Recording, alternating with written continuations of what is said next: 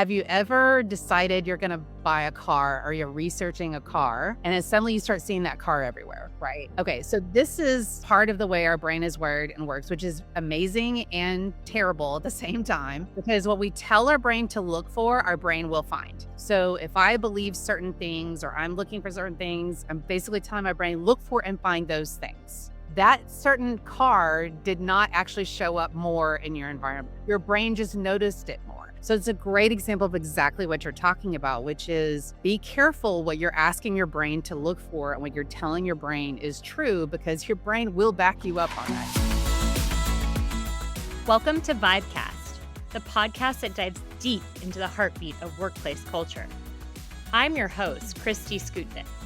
Join me in conversations with extraordinary leaders as we unravel their experiences, both positive and negative, that have impacted workplace culture.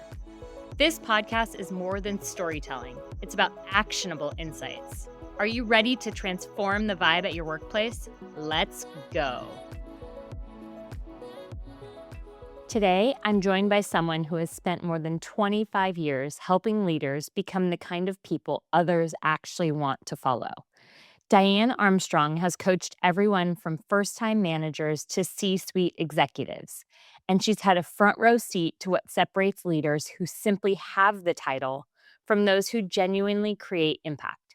She's held senior HR and talent leadership roles inside major global organizations, led massive business and culture transformations, and today works with leaders as an executive coach and consultant, helping them navigate change, build stronger teams, and grow into the next version of themselves. One thing I really appreciate about Dianne is that she doesn't believe leadership is about having all the answers. It's about self-reflection, increasing self-awareness, changing beliefs and behaviors, and building better habits. Listen in. All right, Dianne, well, I'm so glad that you're here and we made it, right? Despite the odds against us maybe and not in our favor. Couple of technical challenges. Yeah. Yeah. We're here and we're recording and I'm so happy to have you. So thanks for taking the time and your energy to be here and share a bit about your story. Yeah, no, I'm so happy to be here. Thanks for inviting me. Yeah, well, I just like, as I do with all guests, to start off with just kind of a foundational moment of you sharing with us how you define a vibe. For sure. So I work a lot with vibes in the work that I do. We could talk about that in a little bit. But for me, first of all, the first thing I want to say about vibes is that they start at the top in an organization.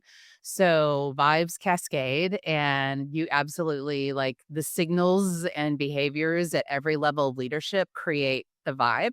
And as much as you can get kind of ground root behaviors as well, a lot of it comes from the top. And so every leader, however, can be a thermostat for their team or create the weather for their team. So you can also serve as a buffer. So I know a lot of people are like, what am I supposed to do in terms of creating vibes?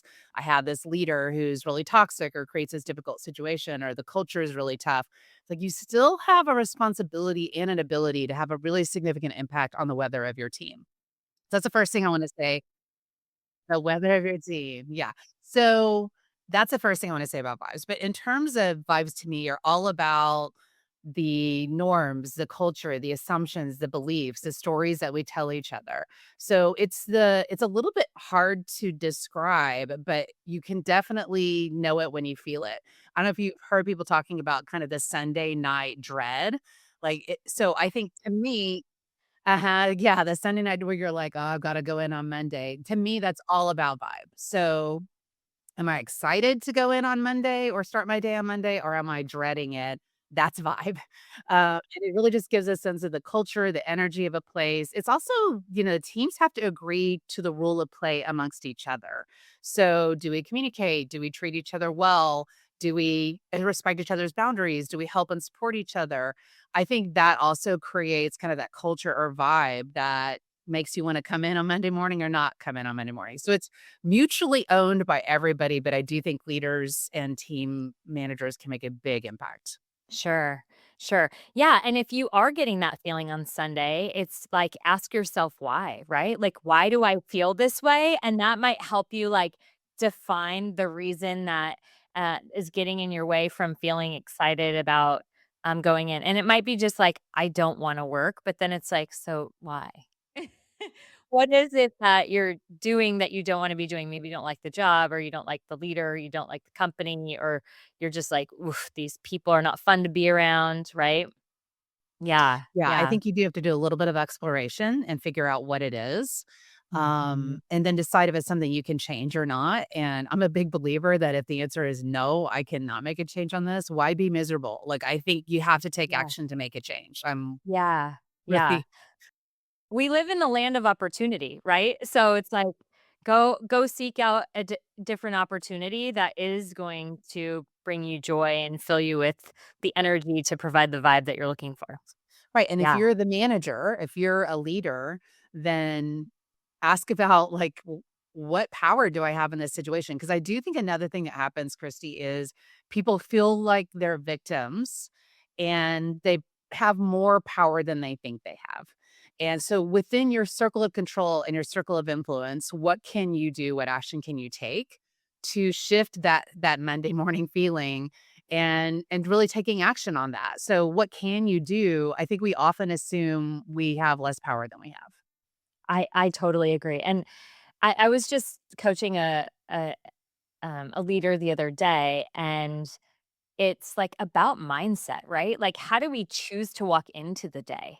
I mean, it's not all mindset, and people might be like, "Oh, it's so foo-foo," whatever, but, it is about, like, the way you think and what that creates and the actions that come from it. In fact, I was talking to my teenage daughter yesterday, and I was like, if you believe X about this situation or this person, you are gonna look for justification for that belief.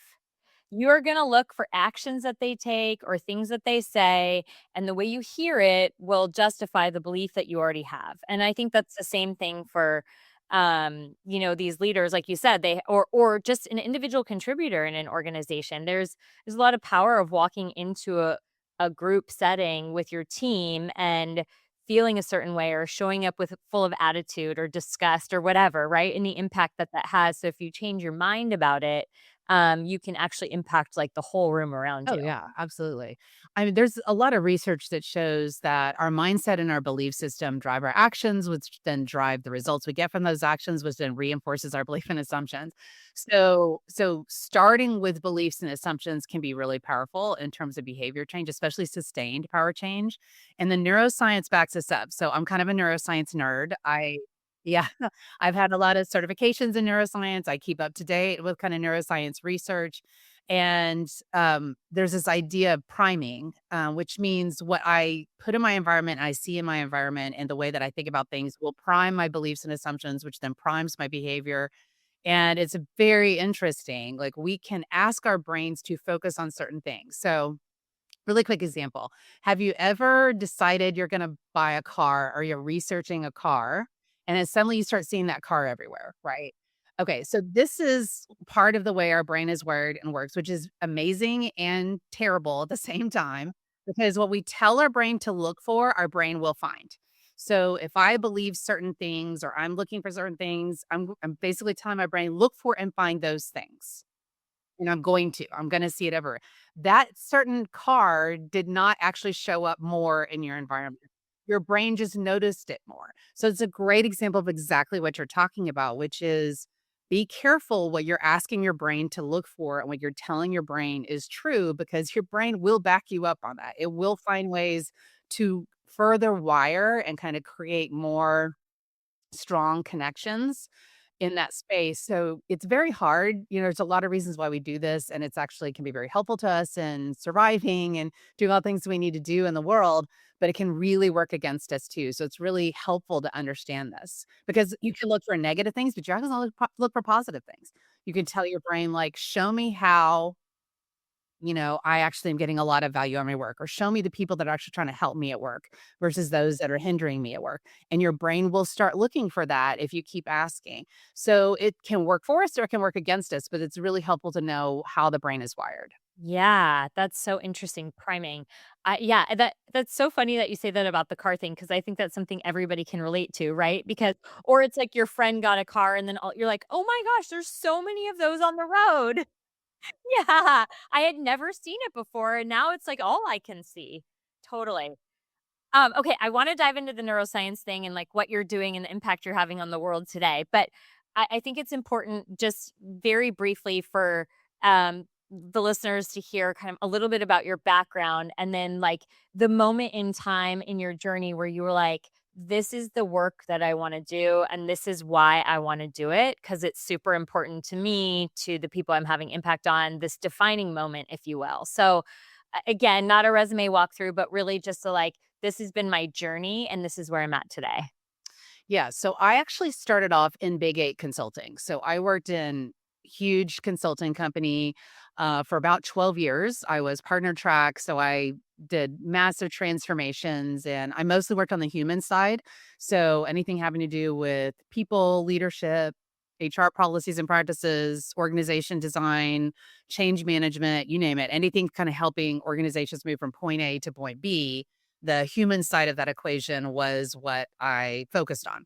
And so I gained a lot of great expertise and knowledge there. But one of the things I really noticed over time as I worked on kind of more and more complex transformations, and this played out in my future work as well, um, is that the leadership made a lot of difference in the success of these projects and the capabilities of that leader, the vibes, if you will, of that leader, how they showed up, the way that they were able to either show up as a mature, grounded leader who helped people through significant and difficult change, or someone who is reactive and toxic and or just disorganized and unable to rally the troops, or very self versus other oriented, right? All of those things made a huge difference. Like we could put all of this structure and all of this great work around this leader or this transformation, and a lot of it would rely, especially a sustained set of outcomes, on those leaders and how good they were at kind of behaving the right way and doing the right things to help the organization through the change. So I became a real believer in how important leadership is. And my next job was Pepsi, where I moved into HR and talent management. I gained a lot of even more depth around talent strategy and, how do you bring the right in people in the organization and develop them and grow them, but also gained certifications in leadership assessment and coaching. And so I started doing a lot of coaching as well as my talent management work and working with leadership teams and helping them be more effective. And I really got a passion for that. I really loved that work. And I could see how different an organization would actually operate and perform based on the capabilities of the leadership. And so to me, that's a really powerful lever. Like, how capable are your leaders? How mature are your leaders? How good are they at understanding how their behavior affects and cascades out to the rest of the organization? And this is something that really fascinates me. So even though I did multiple additional management jobs, I was a head of talent management in Neiman Marcus. I was a head of talent management at Flex. I did transformation COEs at McKesson. So I had a lot of additional experiences. I still kept coming back to this idea of building leaders and helping leaders be more effective. So about 3 years ago, I went out on my own and started doing full time executive coaching and leadership development, education and consulting and those kinds of things, and I really love it. So, what are some of the key themes that, like, I have to imagine it's not overly like people are complicated, right? Humans are complicated, but I have to imagine that in all the work that you've done, you've seen some kind of key themes in leaders or environments or in people that get in their way of being great, right? Because I really think that most people go to work with the best of intentions to do the right thing. I mean, there are certain scenarios where that's likely not the case, but I really think the majority of people are like, they don't wake up and they're like, I'm gonna ruin someone's day today. Right? Like, or I'm gonna bring down this organization with my bad energy. Like, I really don't think that people, or maybe I'm just like a forever optimist, but I really don't think people have that intention, but then the impact that they have on organizations is so crazy, right? So what are some of like the key themes that you've seen in the coaching that you've done and in the, just the exposure and experience that you've had that you Mhm. like, Yeah. yeah, you notice? Yeah. So a lot here. First of all, if you're an optimist, so am I, or I wouldn't be doing what I'm doing. Like, I believe most leaders who want to get better at what they do can absolutely get better at what they do. So that's the first thing I want to put out there. But I did bring up a really important caveat is they have to want to change. And I think this is true for everybody, by the way, whether you're a leader or not a leader. If you don't want to change, if you're like, I'm me, I am who I am, like that, this makes me want to, that is so upsetting to me when somebody says that. I like, no, no, you are not who you are. Like, in fact, the brain is incredibly neuroplastic, like incredibly neuroplastic. We do get wired in certain ways, and I won't get into all the technical stuff about that. But you can absolutely rewire, which is really powerful and really important. So anyway, I don't want to go down that rabbit hole, but there's a lot of room for us to grow and adapt. So themes that I often will see. First of all, self-awareness. So we have to stop and ask other people, how are we coming across to them? How effective are we? What are we doing that works really well? What are we doing that doesn't work so well? And this is where I think assessments are really helpful. 360 assessments are really helpful. We're getting feedback from people around you and your key stakeholders. But even just asking people that you trust to give you feedback on what's working and what's not working, like that self awareness is really crucial. The second piece of this is kind of something we started talking about at the very beginning, which is mindset, right?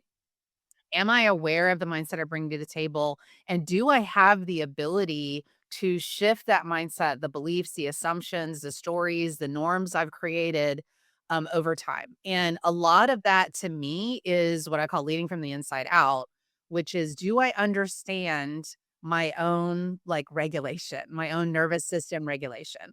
So we have a lot of leaders out there who are under a lot of pressure.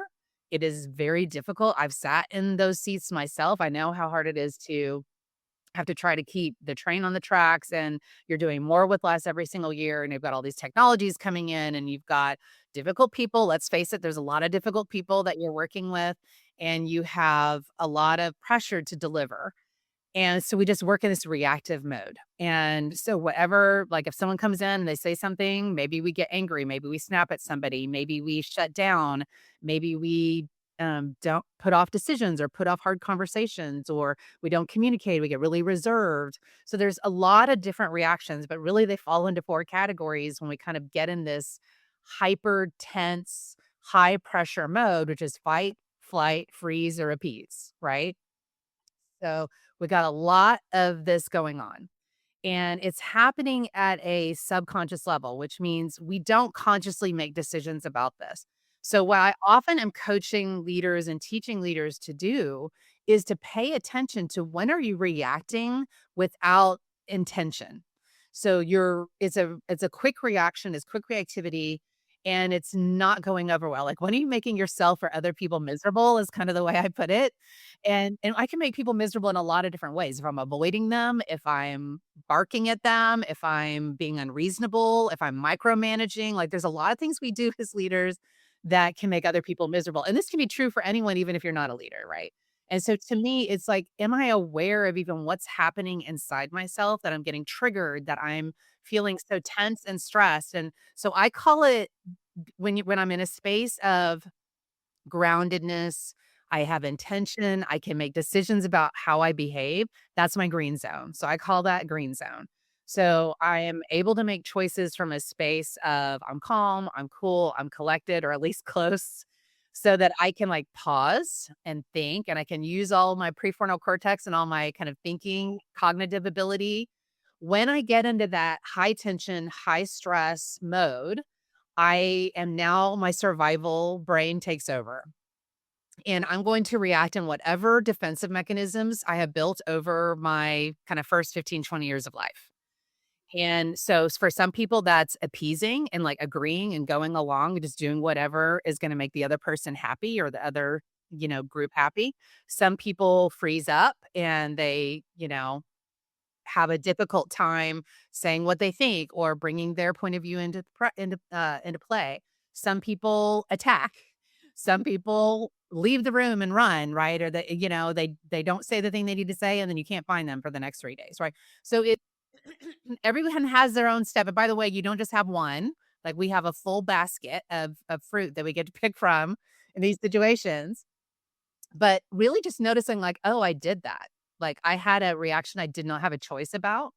And how much control do I have of that? Do I know how to regulate my nervous system? Do I know how to bring my prefrontal cortex and all those cognitive processes back into play? Like, give myself some space, give myself some time. Even if I'm in the middle of a conversation that's getting difficult, that's a real skill, right? And it just even knowing that that's an option is a lot of things leaders don't know. So I could probably give you 12 things that I think could are themes for leaders that make them more effective or less effective. But those are two that I think are really important. Like, do I have a grip on my inner state so that I can show up for people the way I want to show up for? In other words, can I bring the best version of myself to the table on a day-to-day basis or not? If that's not an option, if I'm just fight or flight all the time, a lot of people are, by the way, that I Yeah. work with Oh, that I I see. can feel that when I walk into a room or when I'm interacting with somebody. Like, you just know. It's Yeah, crazy. it's there's no secret to it. Everybody knows but you kind of, right? It's like and by the way, if I'm a leader or a manager and I'm in that fight or flight mode, everybody's in fight or flight mode, right? So I'm not gonna be able to lead, like, they're never gonna be in a better space than you are. So if you're struggling to stay calm and clear and composed and use all that great kind of cognitive processes that you have, so will they. Like, you're gonna spread the joy, right? Yeah.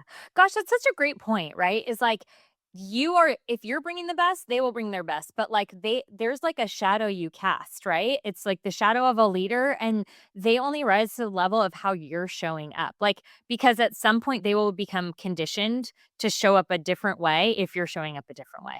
Right, and this is so crazy, Christy, but what research is showing us is that your brains actually can cause coherence or lack of coherence with each other. So if you put people in a room together and somebody is re yeah.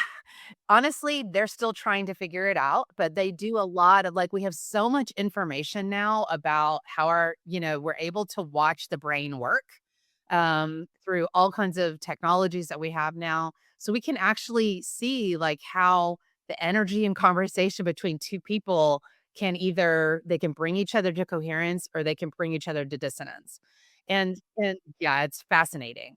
So we have to be really aware of this, like, especially when we're dealing with our own kids or with like our spouse or significant other or whatever. Like we create waves of either dissonance or coherence. And what are we going to do? Like, who are we going to be in the world? A lot of this, and this is the hardest part, we have to pay attention to ourselves and we have to be like that self awareness I'm talking about. Like, where am I? What kind of state of being am I in? Am I in the green zone? Am I out of the green zone? If I'm out of the green zone, what do I want to do about it? Am I just going to keep wreaking havoc for everybody? Or am I going to like bring myself down, take a walk, change my breathing, go and get a cup of tea or coffee and listen to music for a few minutes. Go have a conversation with a friend. There's a million things we can do. Like in this, I'm somatic certified. In the somatic therapy space, there's thousands of things we can do to help regulate ourselves in Okay, what three. is that? Tell me more about that. Okay, So so interesting. somatic regulation is really it's kind of the nervous system regulation that I'm talking about. It's really using techniques to first of all be aware of when you are not in regulation. Is my heart beating fast? Am I sweating? Am I breathing shallowly? Do I feel actually constriction in my body? So it's really paying that's why the word somatic is body, but like paying attention to how you're physically manifesting the emotions and the energy and just the stress and the stories in your head, they get encoded in your body. They get encoded moment by moment and they get encoded year by year by year. So a lot of somatic therapists, the work that they do with people is to really help them kind of unwind, issues, traumas, negative experiences that people have had that have actually been encoded in their body as like a shoulder that's stuck or lower back pain or a million other things that are really about emotional experiences that people have had that their body kind of encoded, right? So what somatic therapy does and somatic coaching techniques, which I'm certified in is we'll actually hey, let's pay attention, like, where is this showing up in your body? How does it feel to you? And then is there a story with it? And sometimes even if there isn't a story with it, it doesn't matter. We can still work with it.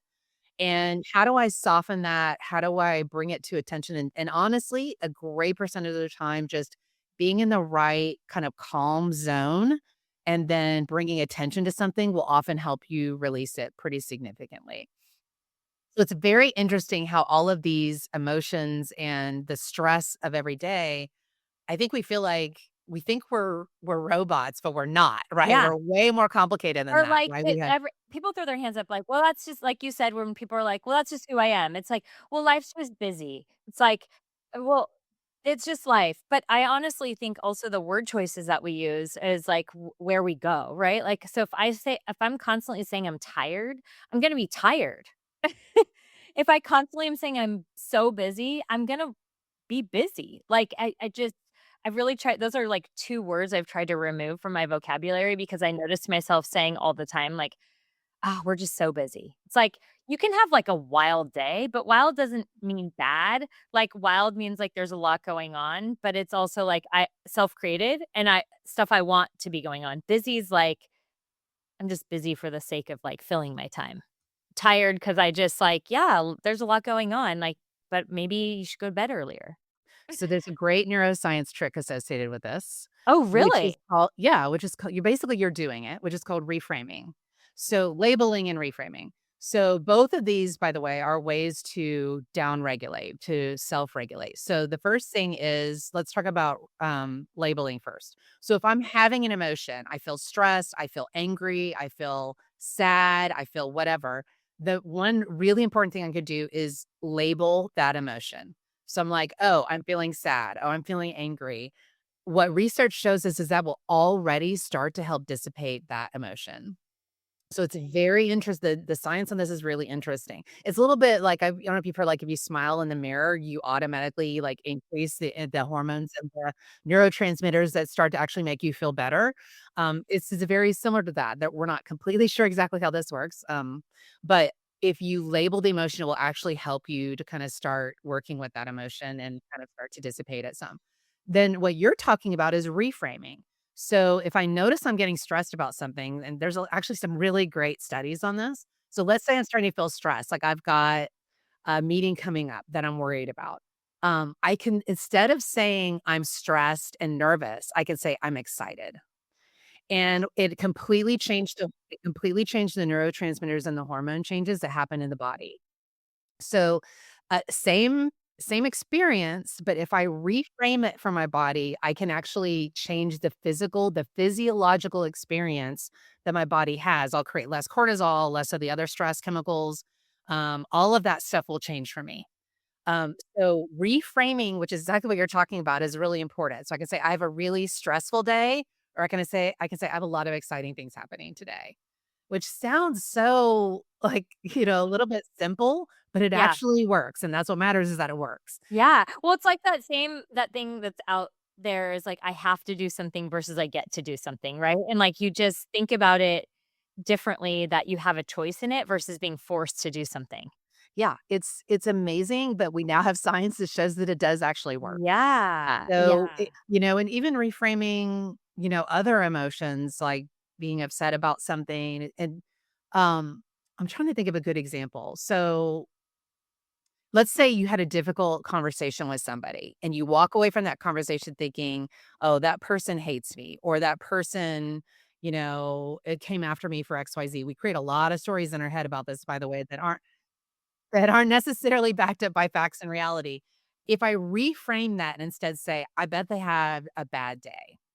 And I don't need to get upset about this. Chances are if I go back into them tomorrow, I'm gonna have a totally different conversation with them. That's an example of reframing that can be really powerful because it totally changes kind of the chemistry, the neurochemicals, if you will, of your reaction to that conversation.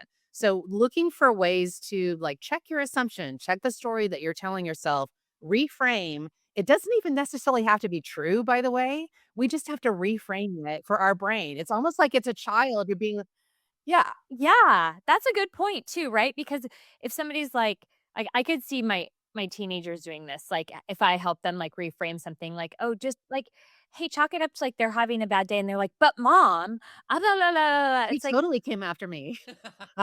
we're like, It's like, it doesn't matter.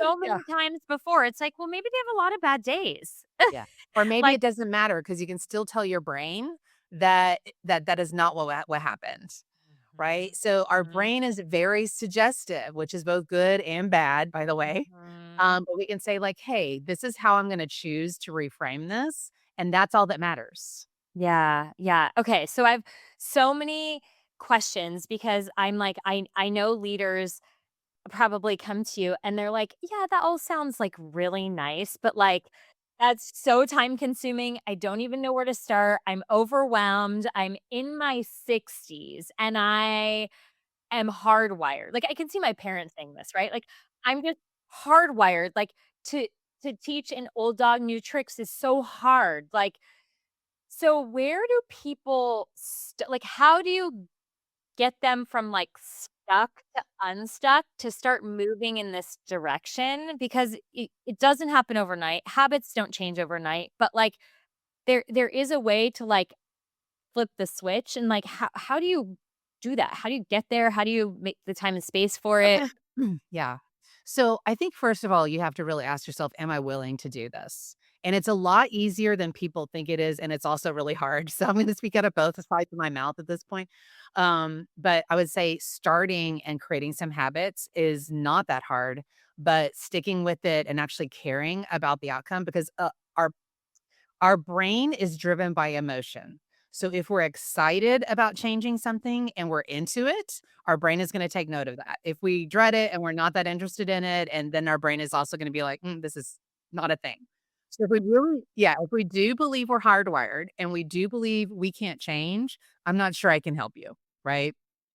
If you are willing to try and you're excited about the possibility, and by the way, this is so important. If you go and, the Body Keeps the Score is a great book that talks about this. Also, When the Body Says No is another example of a book that talks about kind of somatic, like how emotions get encoded and turned into illness. So, this can be so important for us. Like it feels like it makes sense to drive ourselves really hard every single day and to be overwhelmed and to deal with these chronic stressful situations. And I'm just gonna soldier on, right? Yeah, right, like, "I got Make it this." happen. I'll Yeah, survive. I've got a vacation in 4 months.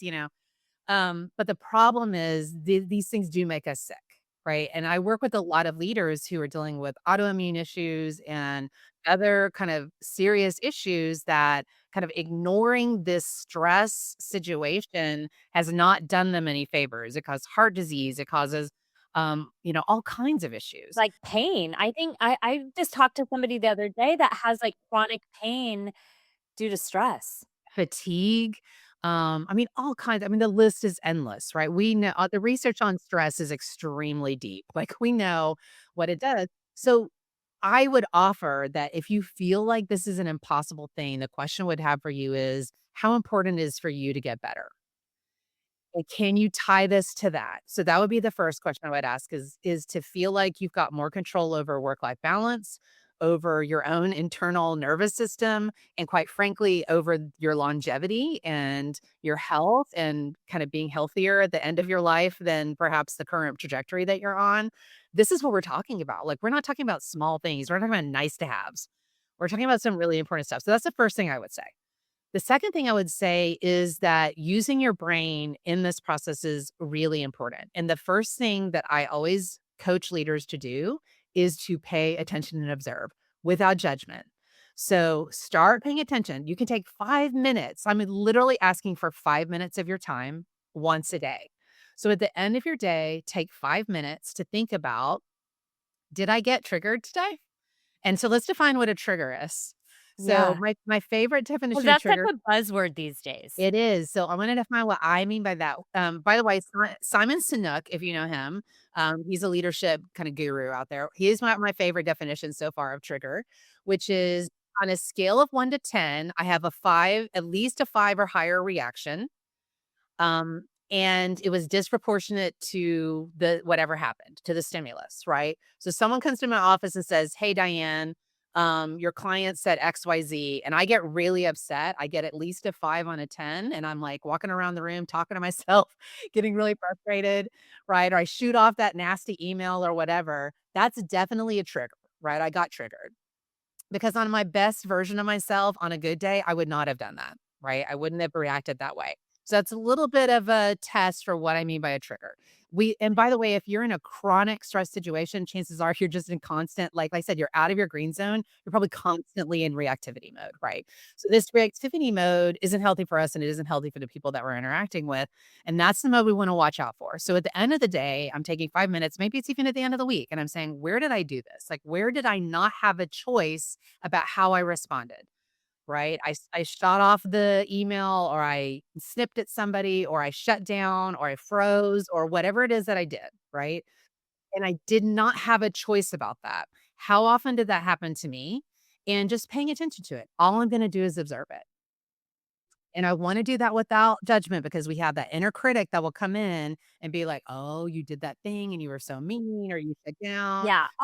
Or guilt or like, Yeah. I should have done that. Or Can you believe you talked to her that way? Or you did it again. You didn't say what you felt like you needed to say in that conversation, right? There's so many things we beat ourselves up or about even that. like a self-justification in that moment. Like, well, they deserved it. Or like blah, blah, blah, blah, blah. Yeah, he was You're being like, such a jerk. Yeah. All of that is kind of that inner voice, inner critic, right? That's going to come in and jump on us. That is not what I'm talking about. I want neutral, curious observation. I love the words, oh, that's interesting. Oh, that's interesting. I did do that today. Like, oh, that's interesting. I did feel a little out of control. I felt like I didn't have a choice about this thing I did or that thing I did. And just paying attention to it. And we talked about how the brain works. Like the brain will automatically start looking for it. If I ask my brain to start looking for times when I'm doing this, my brain will start looking for times when I'm doing this. And what we have learned is, especially if I can do this when I'm in more of a kind of regulated state, I'm kind of calm, I'm composed, maybe it's the end of my day, I've got a cup of coffee or tea or even a glass of wine at the end of the day, whatever I'm doing, but I'm kind of in a more calm state that allows me to think more um, in a more neutral, objective way about how I was reactive during that day and bring that observation in, and it will automatically start to soften. So what's interesting is and the other thing that I may notice is that my observation of that behavior gets closer and closer and closer to the event over time. So what people will often notice is at first I have to sit down and make time for it. But eventually what'll happen, and sometimes this happens very quickly, it just kind of depends on how much you tell your brain you want to focus on it. Then like 2 hours later, I'll notice it. And then 1 hour later, I'll notice it. And then 30 minutes later, I'll notice it. And then I'm actually in the meeting and I said the thing, I'm like, "Oh, I just did that." Right now I'm in the meeting, so it gets closer and closer and closer to the stimulus. And then eventually I'm kind of like in the moment and I'm like, "Oh, I'm gonna do that thing that I do." I may still not have a choice, right? I may still react, but at least I'm noticing it in the moment. And you start noticing patterns and you start noticing like, "Oh, I've noticed when X, Y, and Z is happening, that's when I do this." Right? Or I notice when I got no sleep the night before, or I notice when I'm meeting with certain people, or I notice when this thing happens or that thing happens, or I had a fight with my husband or whatever. These are the situations in which I am more likely to get reactive and where I don't have choice. And so what might I want to do differently? So now my brain is automatically, by the way, going to start thinking about how can I problem solve this, right? Maybe I need a 30-minute break in the middle of the morning where I walk around and that actually calms my nervous system again, and I notice I'm not as reactive for the rest of the day. Or maybe I just need to prepare for these kinds of meetings where I know I'm gonna shut down or freeze, and I've decided I'm gonna say this thing when that happens to buy myself some time, and then I can choose my response a little easier. So you start to come up with these strategies, but if you don't even know it's happening and you're not observing it, you don't have an opportunity to come up with strategies. So to me, this is one way, and there are others, like Atomic Habits is one of my favorite books about this, by the way, about changing. I love kind of his identity, like what of the way you behave every day is a vote for the identity that you actually want to become. Like, I think that he's a lot to share there. But this idea of like just observing when you're not doing the thing you want to be doing, paying attention to it without judgment, neutral, you will start to solve for it. You will start to unwind it a little. In fact, you might even just stop doing it, which is a delightful gift that sometimes happens. Well, because sometimes, like, do you ever think like, "Ooh, I can't believe I showed up that way." And then you're like, "I don't wanna show up that way." So it is a behavior I wanna stop doing, but how do I stop doing it? And then it's like, yeah, you go down that Yeah. path. It's so true, but the other thing I can't say this enough, and I know I'm beating a dead horse, but often when we're like, "Oh, I so did not wanna show up that way," then we start beating ourselves up about it. We're just re-traumatizing ourselves. So the other thing to be yeah, I mean, the other thing to be really aware of is you behaved with that reactivity for a reason. And by the way, this is a defensive mechanism that has been extremely successful for you, right? Like, let's say you're a pleaser. Right? So you tend to, in stressful, difficult situations, please or appease, which, by the way, is a very successful survival mechanism. That's why you're here. You're successful. Like you're um, it has been worked really well for you. So let's be gracious and let's be appreciative of that mechanism. And by the way, sometimes that is still the right thing to do, right? What we want to bring into the equation is choice. So, do I have a choice to please or not please? And that's what I'm trying to bring to the table here. It's like, "Oh, I did that again." Like, when I'm meeting with this one person, there's something about them that I just tend to be go into pleaser mode. Alright, so next time, I'm gonna pause. I'm gonna notice I'm doing it. I'm gonna pause, and I'm gonna make a choice. And that's all we're looking for. Like, I may still choose, like, "Hey, what I'm gonna do all the math. It still makes sense to do what this person wants me to do." Or I may choose, like, "No, I really don't. I really wanna push back on this person." The choice is what we're looking for. So trying to get ourselves to a place where we're doing that. So I really want to emphasize how much gratitude we should have for these really effective mechanisms that we've created in fight, flight, freeze, or appease. They work and we've used them very successfully and we should appreciate them. And still, we know that sometimes they are working against us and they are not as useful for us now as they probably were when we were younger, right? And so we would just wanna observe them and appreciate them and give our brain an opportunity to come up with a different option for us. Mhm, mhm. Now, do you suggest when you're working with leaders that as they take this time to observe that they're also, like, journaling or they're writing it down or is it just kind of open to, like, whatever works for them? It's just if it's 5 minutes of, like, staring at the wall and thinking about it, that works too, right? Absolutely, you got it. It really depends on the person. I have people that have gained so much value from journaling, even if it's 5 minutes in the morning and you just write, "I am journaling," right? Like, sometimes like, some people gain a lot of value. Chances are if you do that once or twice, you'll actually start to get stuff out on the paper, and that could be tremendously meaningful for people. Like, it could be absolutely life-changing for some people. For other people, they're like, "I'm not gonna do it. I'm not gonna do it in a million years," right? And maybe something else, like I said, like the 5 minutes at the end of the day or um, talking it through with someone that you really trust. Or I do think though that self-reflection time, to your point, whether it's staring at a wall, taking a walk, I would suggest it's not looking at your phone, it's not listening, even listening to music is tough because music can be very distracting. So I think Uh-huh. it's just a moment of Well, and have you silence. listened to some of the things in songs? I have teenagers, and I'm like, "Oh, wow, you're filling your brain with junk." Oh, right. I mean, it for sure. Like it can be very triggering. Yeah. It can send you down a whole other path. So I think some quiet, which we can have some trouble with sometimes. But we're not talking 30 minutes. I'm not asking for a lot. If you can sit for 30 minutes or an hour, fantastic. Like, I think that will absolutely regulate your nervous system. For a lot of people, it's nature. Can I go take a 5 minute, 10 minute, 30-minute walk or a hike or something like that and just really reflect? Now, make sure you're not doing all the storying and the inner critic doesn't come in, right? You have to, like, focus on what is it that like, what worked? Where did I get reactive? Where did I not get reactive? What do I wanna observe without attacking myself? Mhm, mhm, Yeah. gosh, that is so great. Um, Before we kind of start to conclude, is there any and you can don't have to use their regular name, but is there any, like, turnaround story that you could share with us? And, like, Mhm. maybe what was, like, the breakthrough that they had or, the one thing that they did where you're just like, "That was magical in their scenario." Mhm, Yeah. mhm. So I've got a few different examples. So, I mean, I work with leader on a lot of different things. Like I help leaders get ready for the next level of succession. I help leaders, you know, deal with, different, being more strategic or be better communicators. There's a lot of things that I help leaders with. But when we talk about this topic specifically of how do I get more control over my reactivity and quite frankly, just regulate my nervous system more, stay in the green zone more.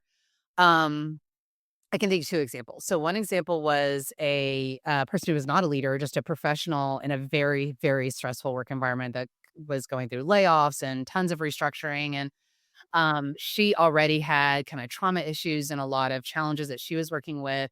She and I came up with a plan that she had 30 minutes a day where she would walk and she'd kinda get up in the middle of her day and walk because this is what she found worked for her, and also she worked with, animals, and so she had stopped doing that, by the way, because she was too busy, they had her working, lots of overtime hours, and so she went and talked to her manager, was like, "Hey, I need to get back into this," and she did therapy with animals, and so she started doing that again on Wednesdays for 90 minutes. And in doing this on a regular basis, she actually put the time on her calendar, which is very important, by the way. I think that's a clue. Like, pre- it's sacred time. And my rule is always you can move it, but you can't cancel it. So you put that time, she put that time on her calendar. It was extremely game changing for her because she was actually getting to the point where her illnesses were increasing and she was having like more health issues. And all of that kind of calmed down. And so it was a big game changer for her. The second example I can think of is someone that was a VP that I was working with who, again, just had this very kind of high stress, high octane career and loved her work, but it was like very bad work life balance, very kind of driving herself really hard every single day. And again, she was starting to get a little bit illness. She was getting worried about what that was going to turn into over time. And she had listened to some of my Green Zone conversation, had reached out to me, say, "Hey, I just want you to work with me on Green Zone." Which was really fun and different for me because usually I'm working on a lot of a kind of an array of things with the leader. Um, and so she actually came up with specific practices that she wanted to do on a daily basis. She would get really tense every time she got an email. Like, she could literally feel it in her shoulders. So we would work on, like, where are you feeling in your body? Like, how do you experience this? And she started noticing this about herself. So now she doesn't even check email until 2 o'clock in the afternoon. If something is urgent, like, she's worked with her team and kinda taught them how she wants to work. And so if it's urgent, they'll send a text, but otherwise she, waits to check her email. And I mean, this is okay for her role, I will say. I mean, obviously, you have to do what's appropriate for her role. Um, Context is important, but for her, she knew that there were certain things that triggered this reactive state for her and triggered her getting out of her green zone. And she reframed some of the conversations that she was having, like, people would call her, and for her, it was like, "Oh, this person wants something from me, they need something." So she would immediately be answering phone calls, and that would completely stress her out. So we had a lot of conversation about this, and she's like, "I really need to reframe this, that my time is valuable, and when this person is calling me, I don't have to answer them immediately, and that's okay. That doesn't make me a bad person, it doesn't make me a bad employee. I know it's a client or I know it's my boss and I'm in the middle of something really important. And this is as important as answering and being responsive." And so she started defining like, here's the times in my day where I'm going to answer phone calls and I'm going to set my phone aside. I'm actually going to turn off so that I'm not getting so stressed by all these people calling me all the time. So she came up with 2 or 3 really impactful practices and reframed the way she thought about those practices, which is an important part of this. So she didn't keep beating herself up. Like, she didn't just turn off her phone. She told herself, "I'm reframing the way I think about these phone calls, because my time is important, right? And the way that and my focus on this strategic thing I'm working on is as important as returning that call." And so she reframed it for herself and kept doing that on a daily basis, and she had a completely different experience day to day. So I think it's these little things that we just keep in this mode of like, I'm just gonna keep on swimming, just keep on swimming, right? And it's like, "No, don't keep on swimming." Yeah. It's like, "No, pause." Yeah. Yeah, like, you're gonna drown, right. Yes, yes. So I think reflecting on that, and so much of this you can do for yourself. You can do it with a trusted friend, you can do it with a coach, you can do it with a therapist. Like there's so many ways to peel this apple. Um and I think it's so powerful to do the work. I have seen such significant turnaround with leaders. And by the way, so we didn't really talk about this, but let's talk about the prefrontal cortex for a minute. This is probably not what people thought we were going to talk about today. But we're talking, yeah. So this is what like when I go into fight, flight, freeze, or appease, glucose and oxygen go to my survival. I keep going to the back of my head because it's back here. It goes to my survival mechanism, and a lot of really important mechanisms really shut down for me. And we're talking about creativity, innovation, the ability to trust people, analysis, decision making, um, collaborating with other people, communicating with other people, trusting other people. Like all of these things start to disappear the more we get into this reactive mode. And so if we can stay in the green zone more, all of this delicious, like, a capability comes back into play. I'm able to be more strategic.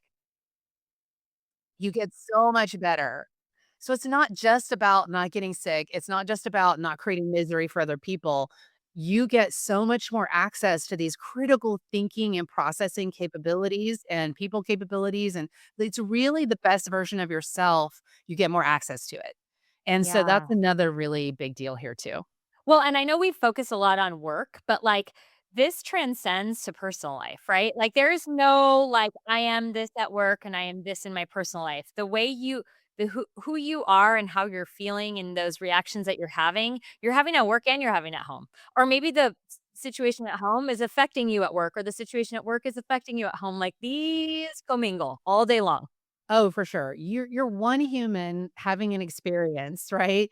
And so you're absolutely gonna bring everything from your commute to the relationship you have with your significant other, the argument you had with your teenager, whatever it is, right? It's all part of the picture, and it's all gonna determine at what mode am I in, right? So spending some time kind of I had one leader, who is a SVP in sales, and one thing we actually worked on was she was noticing she would come home and have a hard time, like, giving the kids the attention that they needed, that sh to being the mom that she wanted to be, because she was just hyped up and stressed, and so we started working on practices that she could use on the way home, on her commute home, so that by the time she got home, she was more regulated and she was in the green zone, and that made a big difference for her because she really wanted to show up as the parent she wanted to be, which is really hard to do when you're not in your green zone. And so she started using some techniques that felt right for her. Again, this is all very personal, right? Like things that worked for her so that by the time she got home, she was better, right? And she was like, okay, now I can show up the way I want to show up and spend time with the kids. And also, one of the first things she did with the kids was go for a walk, which allowed her to continue to further regulate, like so that by the time she got to, 6:37, she felt more like herself and like someone that could be there for her family. So I think this can work in so many ways for people. Yeah, yeah. I love it all. I'm like thinking about myself and I'm like, okay, so what am I going to do after we stop talking that's going to help? Okay, so we've talked about like a lot of things, and I think you've given one really strong piece of advice that I would walk away with is like take that 5 minutes to just observe your day or your week. I don't know if there's anything else you suggest somebody walking away from this, like go do now in order to just start moving yourself in the right direction. This is gonna sound a little I've kinda said this already, but I wanna reiterate, like, be really kind with yourself, like, be really gracious about what you're learning about yourself, because we can be really mean to ourselves. Like, we can be really harsh, and I think one of the things when you start to increase your self-awareness, you start to pay attention to when you're being a little reactive, when you don't have control over the response or the behavior that came out of you, we can really be judgy. And by the way, the inner critic turns on us and it turns on other people. It turns on us, it turns on other people. So it works both directions. So just being aware of that and giving yourself some grace and understanding like the way I behaved, there was a reason for that, right? This was something that I had programmed or has been programmed for me because I was trying to work in a difficult environment with difficult circumstances. We all have it, we all do it. So I would just say give yourself some grace in this process and try to be as neutral as possible. Yeah, amazing. Thank you Mhm. so much. I have so many questions and also so many things to reflect on. So Oh, I'm good. I love just that. grateful. I feel like I got my own personal coaching session. I'm so glad. I'm so glad. It was really fun to talk to you today. Thanks for having Yeah, me. thanks for being here so much. Wow. I think I'm going to start ending each day asking myself how much of the day I was in the green zone, because this is where we should spend most of our energy. And the goal is to regulate our nervous system and improve the energy and the vibe of the space we are all in. As leaders, we spend so much time trying to fix processes, solve problems, or make better decisions. But sometimes the most powerful thing we can do is simply notice what's happening inside of us first. Diane reminded us that leadership isn't about never feeling stressed or being reactive. It's about recognizing it, regulating it, and choosing how we show up anyway. That little pause between what happens to us and how we respond, that's where great leadership exists. So, this week, here's my challenge for you. Before your next meeting, or difficult conversation, or big decision, take 30 seconds, just 30 seconds. Check in with yourself. What energy are you bringing into the room? Because chances are that's the energy everyone else is going to feel too. So stay curious, stay courageous, and keep vibing, my friends. If this episode inspired you and you want to see how you can take the next step to creating a better vibe within your organization, I'd love for you to download our complimentary 75 Vibes worksheet. This is a simple tool to create a habit and mindset around creating great vibes in work and life. The best part, it's simple and it works.